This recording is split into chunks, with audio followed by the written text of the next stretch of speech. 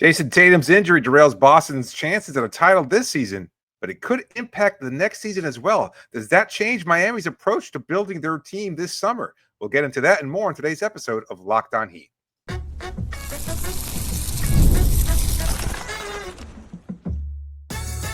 You are Locked On Heat, your daily Miami Heat podcast, part of the Locked On Podcast Network, your team every day. All right, welcome to Locked On Heat, your daily podcast on the Miami Heat, whether you're tuning in on YouTube or on your favorite podcast app. Thanks for making Locked On Heat your first listen every day. I'm Wes Goldberg here with David Ramil. Both of us are credentialed Heat media members who cover this team every day. For daily content on the Heat, click that subscribe button on YouTube. Make sure you're following us on your favorite podcast app. Have a jam-packed show for you today. We're talking about the NBA playoffs, some of the various takeaways and storylines, and how those could be applied to the Heat. We're going to talk about Jayson Tatum's injury here in a second, but I want to start today's episode with Jimmy Butler. I'm watching the game last night. Warriors lose to the Timberwolves, and the entire time, Jimmy Butler, not exactly aggressive after having a very aggressive game in the previous game for Golden State. No Steph Curry. This is what Jimmy Butler is there to do. He's there to be that star player when Steph Curry can't be that star player. But you're watching that game, or I'm watching the game, and the entire time I'm listening to Tim Legler on the broadcast talk about how Jimmy needs to do more, how he needs to be more aggressive, can't keep passing up shots, talking about how he dribbles into the restricted area and then curls out and then passes it to a teammate late in the shot clock. Sounds familiar. Jimmy Butler ends up with 9 shots in 34 minutes. He was a minus 30 in the game. He had a usage rate of 15.7%. That is exactly Duncan Robinson's usage rate for the season. So Jimmy Butler goes out there in as close to a do-or-die game as you can. Now the Warriors are down 3-1 in this series, and he's extremely passive. Not surprising to me. And then you have Jay Williams saying this on First Take on Tuesday. I don't even know what to say about this one. This is crazy. I mean, this is why Jimmy Butler was brought to Golden State, right? For moments like this.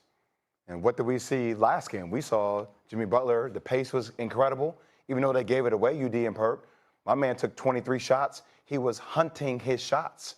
There was nothing that was calculated about the way he was playing. He had to let loose. He had to be aggressive because that gave his team the best opportunity to win. 9 shots in 34 minutes, to me, feels like you aren't the aggressive Jimmy Butler. It feels like you are not even really on the court. Now, look. What about this, David, do you find interesting or surprising at all? Because I'll tell you what I find surprising. It's not that Jimmy Butler did that in an important moment. It's the reaction from national media that they were so surprised that he did that and that they are asking him to do more, where locally here in Miami, all we've been doing for 2 years was asking Jimmy Butler to do more, especially in the regular season. Yeah, I think that's pretty spot on. It's an indictment on national media, and I mean, we can be part of that as well, because it's just so difficult to get the nuances of every team around the league and be as up to date as possible, and to be really on the pulse of what fans and media, respective to those markets, how they feel about those teams. It's not a surprise. It really isn't. Like, we know that Jimmy has had moments where he can waver or not be aggressive, or he could be at cup and still pass it out to a wide open shooter, or what he perceives might be a wide open shooter. And look, you can't debate whether that's the right basketball play or anything like that. But, and also, moreover, I think that lack of just taking those shots, he's done that before. What I am surprised, though, is that he's doing it in this scenario. That does seem surprising to me, because we don't see that version of Jimmy Butler in the playoffs unless somebody else has it going to such a huge degree. And I've said this for years. I think Jimmy Butler is as masterful as it gets, short of LeBron James, in trying to set up other teammates to get a feel for the game and try to understand how to get those players going before looking for his own shot as aggressively as possible. That wasn't the case last night. That was him passing up shots and not be aggressive and not necessarily trying to get anybody going. And it was kind of just a big mess of display by Golden State there. So I don't know. Media members should not be surprised to see this version of Jimmy Butler, but I personally am surprised to see it in the playoffs. Yeah, to your point, what he was doing last night, I mean, it was just grenades to Brandon Podziemski at the end of the shot clock. It's, hey, I just dribbled around for 20 seconds. Now you shoot it. That's not setting up your teammates for success. Yeah, I exactly. understand the point. And look, the immediate pushback you'll get when you bring up the fact that Jimmy Butler wasn't playing well is that, well, he took that hard fall in the first round of the playoffs and he's injured and he's on the injury report. I don't want to hear it. I'm sorry. I don't want to hear it. The guy just put up 30-plus points in the game before. He wasn't injured then, and now he's injured. You don't get to use the injury when it just serves your narrative. And everybody's hurt out there. Steph Curry's so hurt that he's not out there, but Jimmy Butler's out there. And look, when I'm watching him play, he doesn't look like he's injured. He looks like he looked the last 2 years. He looks old. That's how he looks to me. And it's not even just the passing up the shots. It's defensively not closing out on time. He was a minus 30. You don't get to minus 30 just on the offensive end. That requires some pretty bad defense, too, to hit that number. He looks old. And I don't even say this to take some sort of victory lap or dance on Jimmy Butler's made-up grave or something like that. That's not what I'm trying to do. I am saying this. The Heat look very, very correct in not giving him that contract extension. Oh. Because whether you're probably right about, hey, I'm a little surprised that he's playing like that in the playoffs. I was saying this all along. Playoff Jimmy is playoff Jimmy until he's no longer playoff Jimmy. And there's going to become a point in his life where he can't summon playoff Jimmy anymore. And it might be at 46 years old. It might be at 36 years old. We're not going to know until playoff Jimmy doesn't show up. Playoff Jimmy didn't show up when they needed him. And I'm wondering if he could still get to that level as consistently as he needs to, or was game 3 where he did it and then the Warriors lost, was that his version of what the triple-double in Detroit was for Miami earlier this season, where it's like, hey, I did all of this. It didn't mean anything. Why even bother? And then we saw how that played out for Miami. I'm not saying he's going to force his way out of Golden State. That's not what I mean. It's just he gives it one shot, and that's maybe all he can really muster for a little while. To me, this reflects well on the Miami Heat organization in terms of, yeah, we just didn't feel comfortable at Jimmy Butler at this age with his availability and his injury concerns, paying him $57 million, $60 million over the next few seasons, because he's not going to be able to be that playoff guy for us when we need him because he's just getting older. And that's okay, but you also can't pay for that.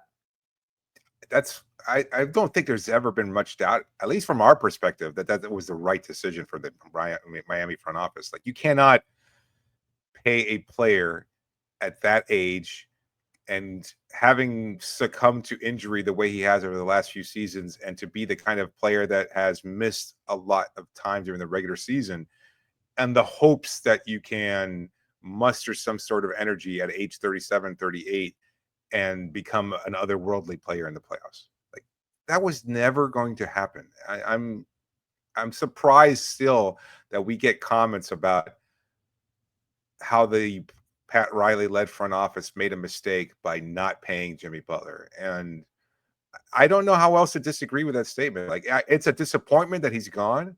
You wish you could have tried to find a way to fix this situation. Yep. But paying a player like that is never a good decision. Historically, that's always been the case. You don't overpay for a player like that. Like, I mean, LeBron James gets paid a lot of money. LeBron James is a much better player at 40 than Jimmy Butler is at 35. Yep. The Heat knew it.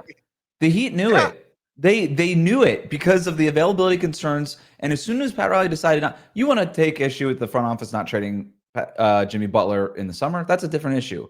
But not extending him, and you hear this so much from, it's just one more year. What's the big deal?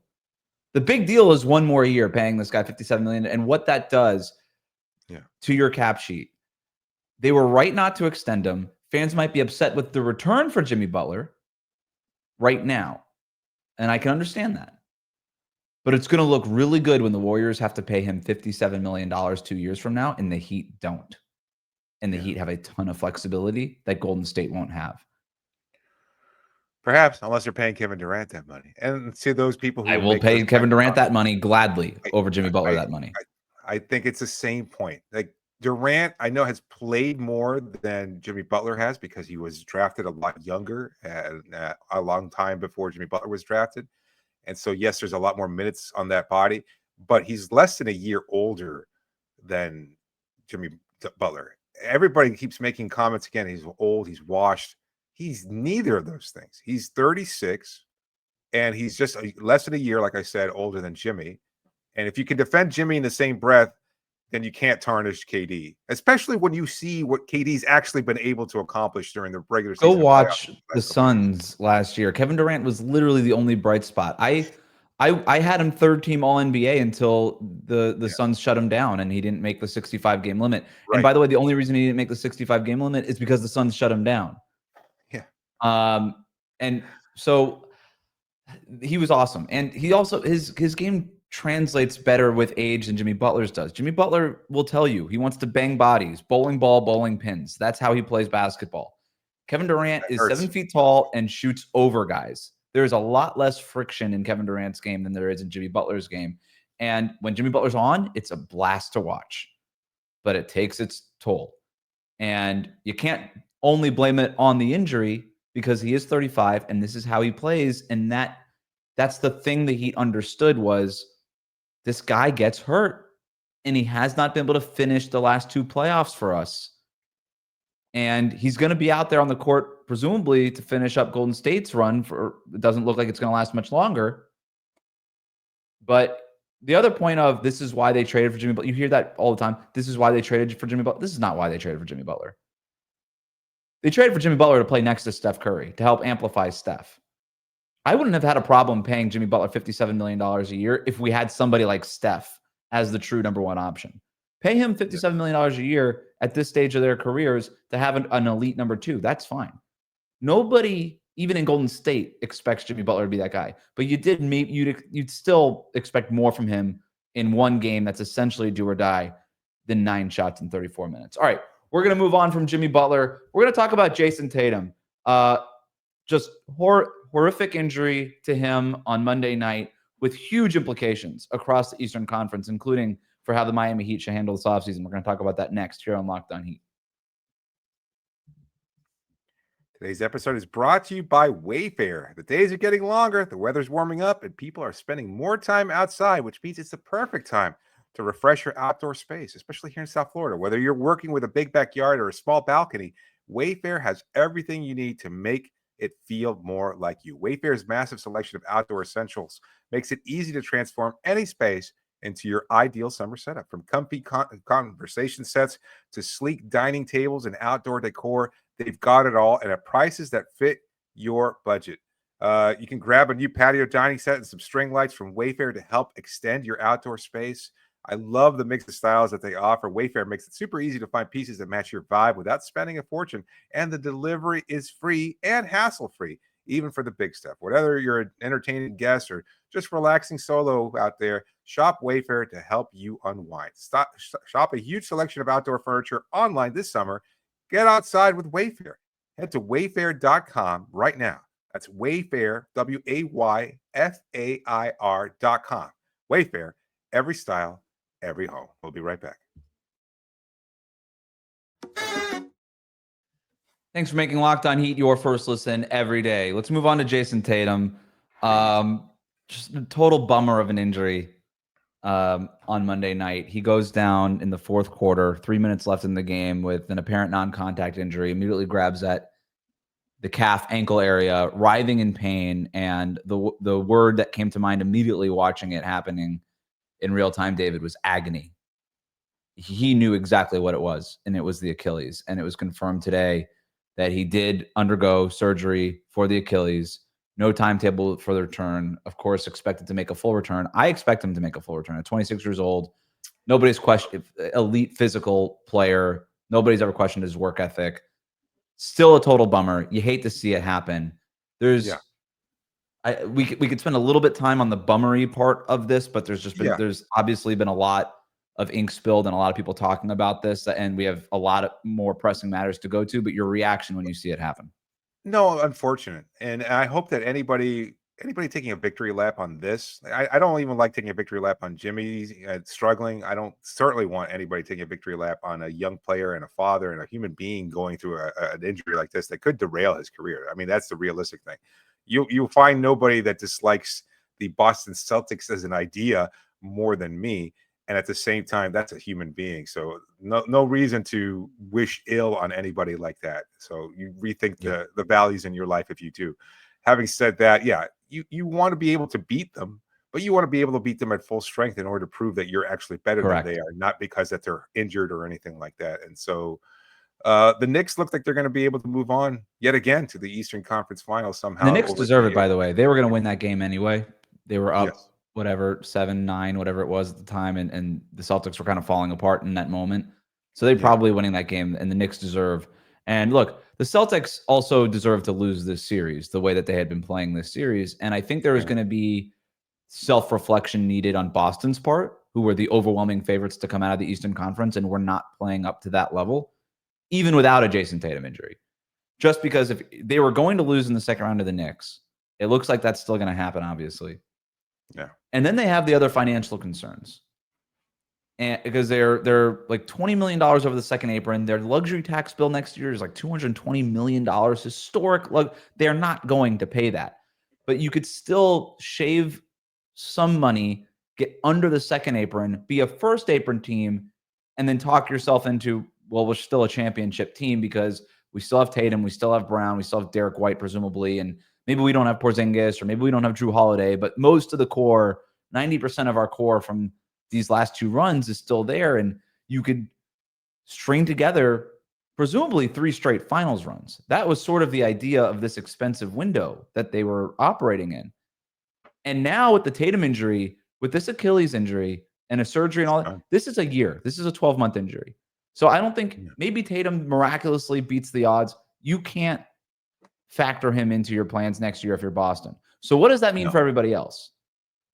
It means, first of all, Boston, you can't pay the luxury tax at all, in my mind. Like, there is no sense in paying a luxury tax and being part of the repeater tax and being on that clock and all that stuff for a team without Jayson Tatum next year. So not only do you have to get under the second apron, I think you have to get under the first apron. You have to avoid the tax completely. That's not going to be easy to do. And what it really translates to is you're going to have to trade Kristaps Porzingis and Drew Holiday probably. So that's 2 of your most important players. I don't know that Horford comes back, maybe on a really cheap deal. They might have to trade some other bit players off their bench. By the way, trading Porzingis and Drew Holiday, not going to be easy. No. Not on those contracts. You're going to have to attach some sweeteners to both of those guys. Yeah. Right? If you can't do that, do you entertain trading Jaylen Brown at 50, making, almost $60 million a year as a second option? That's obviously not what they would want to do, but it might be forced to do it. That's for the Celtics to figure out. I think for the Heat, what this really boils down to is the East is going to be wide open next year because Tatum's down. We don't know what's going to happen with Giannis or where he's going to be playing next year, so that's another factor. It's going to be at the top of the East, the Knicks, the Cavs, and the Pacers. Those are the 3 best teams in the East going into next season. Depending on, obviously, dramatic things happening this offseason. The Knicks, the Cavs, and the Pacers are your top 3 teams right now in the East.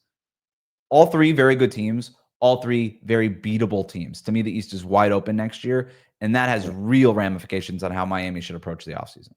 Without a doubt. I mean, I know that Pat Riley, for all the tiresome complaints that a lot of fans might have, or at least a vocal minority might have, there is blood in the water, and he smells it, and he knows that this is his best opportunity. I wouldn't be surprised if whatever plans they had to revamp this roster get ratcheted up to yet another level. I'm not saying they can't pull it off because there are still restrictions between the salary cap and collective bargaining agreement and everything else like that. There's only so much that you can possibly do, but the intent will certainly be there. And that's something you have to keep in mind. They're going to try their best to retool this roster to the best of their ability because this is as good an opportunity as this team is going to get. You look at the top of the Eastern Conference, Cleveland looked unbeatable. The Boston Celtics looked perhaps at the start of a dynasty, or a dynastic era. Even if it lasted for at least a strong championship window that was going to last for a couple more seasons. That's over. Cleveland looks fallible against the Indiana Pacers. I don't Yes. think the Pacers are a world beater. I don't think the Knicks are a world beater as good as they've looked in the playoffs. I think both those teams can be gotten to. And as you said, Milwaukee is very much a question mark. Orlando still has several holes to fill offensively.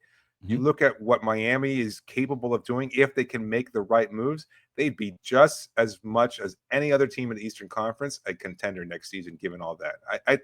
I thought when you were looking at the offseason approach, and I mean you in terms of the Heat organization, you were trying to stack up against the Clevelands and the Bostons, not against the Knicks. You want to be better than the Knicks or at the least at the same level as they are.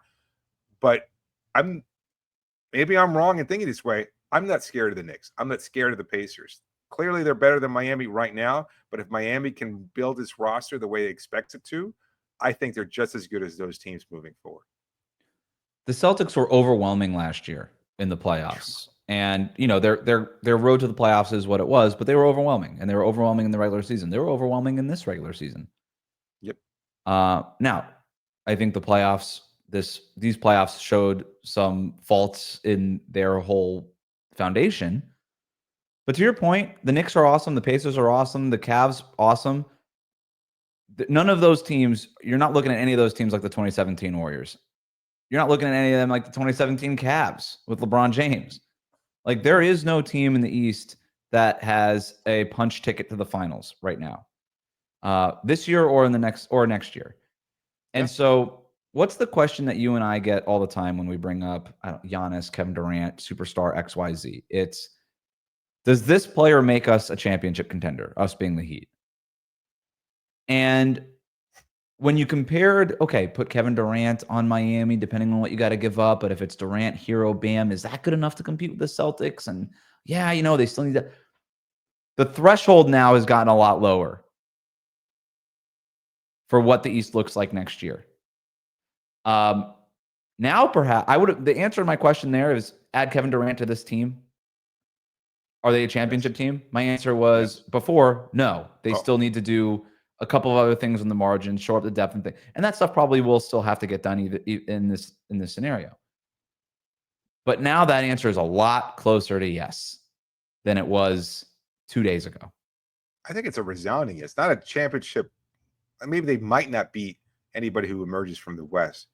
But I think the East, the parity in the East is something that is pretty obvious if you've watched any playoff basketball. Again, like the Knicks, Pacers, they've looked really impressive in their respective series. You could chalk it all up to a bad matchup, or you could chalk it all up to maybe, again, both those teams were very good or built in a better way. And yet it seems like any team is capable of getting past them in order to achieve the goal of reaching the NBA Finals. And I think a team with KD, a Heat team with KD on the roster, and as you said, getting the right role players, having the kind of depth that is necessary if a player gets hurt, etc. Those things matter. If Miami and Miami's front office specifically can get this done, I think they're really right up there in terms of contention because it's so wide open. I mean, Boston's not going to be a contender next year. The Cavs, I mean, they were historically great this year, and yet if they lose to the Pacers, they're going to have to answer some questions, right? That's another team in self-reflection mode a little bit. You mentioned the role players there.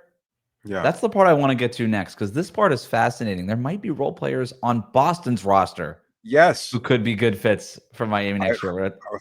Let's talk about that next. All right, good. Today's episode is brought to you by Car Gurus. Are you shopping for a car? Well, that should be exciting, not exhausting. Between the confusing prices and the hidden fees, though, it can feel really overwhelming. But that's why I love using Car Gurus. They help you cut through the noise and show you the best deals with full confidence. With over 4 million listings, Car Gurus has more new and used cars than any other major online marketplace in the U.S. They verify dealers, they provide real price analysis, and they give you the tools and data you need to make the right choice without second-guessing yourself. If you need a deal that you can trust, well, Car Gurus makes it easy to compare vehicles side by side with unbiased deal ratings. The best feature? Well, they've got their price drop alerts, so you know exactly when the perfect car for you is available for your budget. It's no wonder that similar web estimated traffic data shows Car Gurus is the #1 most visited car shopping site. Buy or sell your next car today with Car Gurus at cargurus.com. Go to cargurus.com to make sure your big deal is the best deal. That's CARGURUS.com. Cargurus.com. We'll be right back. Duncan Robinson might be one of the most sought-after players in the league this offseason. Whoa. You don't see a lot of contracts like Duncan Robinson's anymore. 50% guaranteed by June 29th.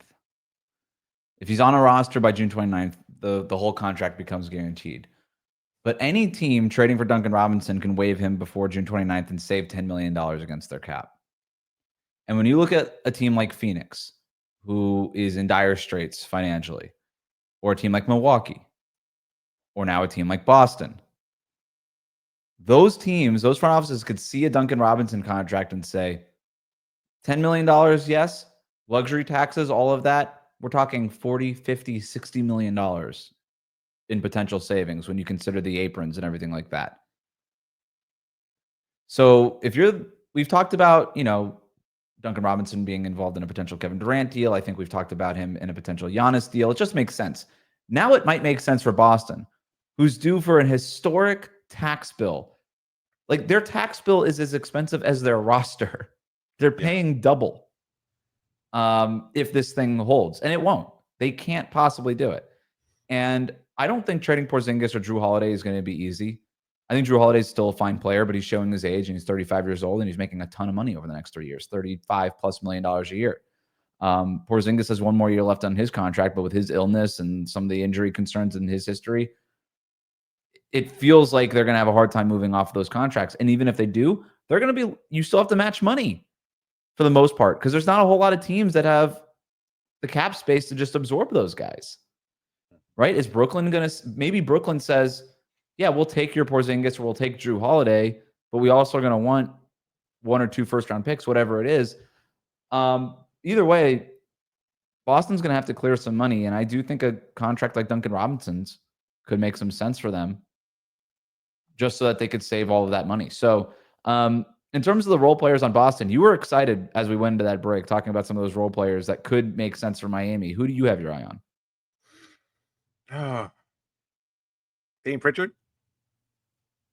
So Pritchard might be the guy who doesn't get traded. $7 or $8 million a year. That's not that expensive. It feels like they might try to move off of Sam Hauser at $10 million a year. And that's a little bit less interesting to me if I'm Miami. Yeah. I can't see. Miami's going to need shooting one way or the other. Whether they acquire a superstar or not, they need more consistent shooting. And Hauser would certainly provide that. Providing that at $10 million is probably more palatable or acceptable than paying Duncan Robinson $19 million for the same value, the same quality shooting to an extent. And yet, same role. And I don't know. It seems like a little bit of an overpay. You could probably find a good shooter for less than $10 million a season. Mm-hmm. So I don't know. Would you be interested in Porzingis? No. 1 year. Understanding that the window is open. No. Kind of fits the bill of a guy you would need next to Bam. Makes it so that you don't have to fast track Khalil Ware. You could bring him along slowly. Spot starts here and there in the regular season. Not talking you into it? No, I think you cannot depend on his health history. Like that he was relatively healthy or has had maybe nothing catastrophic happen in terms of health over the last couple of seasons. He still missed so much time. And I feel like that's also kind of counterintuitive to the development of Khalil Ware. And maybe, and you can kind of punt on a Ware development season, and he can learn a lot perhaps from a guy like KP on the roster. But I don't know. I can't accept it his salary isn't, how much is he making exactly? Porzingis, $30.7 million for 1 year. Yeah, I get it. It doesn't feel like the right move. It's a big salary. It's a big salary. You're going to have to clear a lot of other roster space there, and that doesn't help Miami. He's not the superstar that they need in order to help them get over whatever there is, wherever they're at right now in terms of the NBA hierarchy. So, what about Drew Holiday? What's his salary? 32.4. Absolutely not. 3 more years. Absolutely. Yeah, no, you can't. Like Miami needs a star and they need role players. So in that sense, like Hauser, Pritchard, those guys are the best options. And if you, I mean, from what you said, I understand that why Pritchard would be somebody that you'd prefer keeping. Although he's probably set for a big payday coming up in the next couple of seasons. So maybe they want to avoid that now or they expect that. What about making a trade for Brown? Is Brown the superstar that you See, think? that's where we're going, right? That's sort of the natural next question. Jaylen Brown has one of the richest contracts in the league. He's being paid like a number one, and he's obviously Boston's number two. The question is whether or not you think Jaylen Brown can be a number one. I like Jaylen Brown as a player. I think he does a lot of things for that Celtics team that they desperately need in terms of physicality, guy who gets to the basket, all these things. NBA Finals MVP, Eastern Conference Finals MVP. I mean, he could really put the shots up. When he's engaged defensively, he's elite. I don't think he's a number one. I think if he were your number one, it would lead to a lot of frustrations. And are we talking Jaylen Brown and Bam as your 1-2? I think it's okay. I don't think it's championship material. Jaylen Brown's a really good player, but you have to keep the salary in mind. And if Boston trades Jaylen Brown, it's not going to be a salary dump. It's going to cost. Let me ask you. I'll turn the question back to you. Would you rather have Jaylen Brown at 28 years old on that contract, or would you rather just trade for Kevin Durant, understanding that you have a much slimmer window? Because it'll probably cost the same sort of stuff. You won't be able to trade for both. But you'd be able to keep Hero in both scenarios. Because I think that makes it more interesting. A trio of Hero, Brown, and Bam is certainly more intriguing. Assuming again that you'd be able to keep Khalil Ware too, because then that I guess the Boston would want Wiggins and Duncan Robinson with draft picks, I guess, for Brown. Sure. So yeah, maybe you keep Hero in both instances. Again, given what we just laid out, I think that's enough. That's enough to compete for a title next season.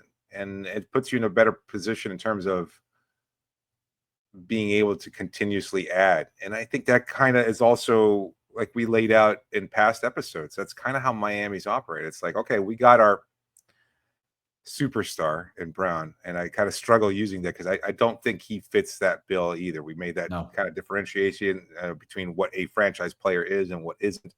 I don't think Brown is there. He doesn't feel like your number one, but he might be your most easily gettable. And Miami has typically gotten that player and then found ways to build around them and build around the edges, as you called it. And I think it could work that way for Miami's favor. If you get Hero, you can keep Hero and Bam, and you can add Brown to the mix. It's like, okay, we feel pretty good. We can't compete next year. We can maybe go on a deep run if it meshes well. And that being the case, if they're not able to win a title, at the very least, now they realize what it is that they need, and they can build around that trio. And it's still a better place, I think, than where you were this season, certainly, and any other scenario that you can envision. Because, I mean, I like the age factor in terms of being able to build around him, Bam, and Hero. And that's a young trio that can compete for a while. Yeah, you got to believe if you're doing that, hey, Jaylen Brown, without having to defer to Jayson Tatum, if we just give him the rock and let him be a number one and play like a number one, that he can hit another level. I don't know that Jaylen Brown can hit that next level. Maybe he can. I mean, it was a bad year. He was awesome last season. If we're having this conversation after he wins NBA Finals MVP, I'm like, yeah, 100%. So I don't know if this is just recency bias or whatever, but I'm very intrigued. He's been bad in these playoffs. He has had one good playoff game. Game 2 against Orlando Magic. One good playoff game. He has been bad in these playoffs. So I don't know. I almost think too. What's that? He's been hurt too. Yeah. I also think with to the point of, hey, next year is the window. I don't know. Just get Kevin Durant. Go for it. 2 more years. Take advantage of this window. He walks away, retires, whatever it is that Kevin Durant's going to do. And then you figure it out after that. But you're still maximizing the short term. I think probably more with Kevin Durant. But then to your point, there's obviously more of a runway there if you go Jaylen Brown.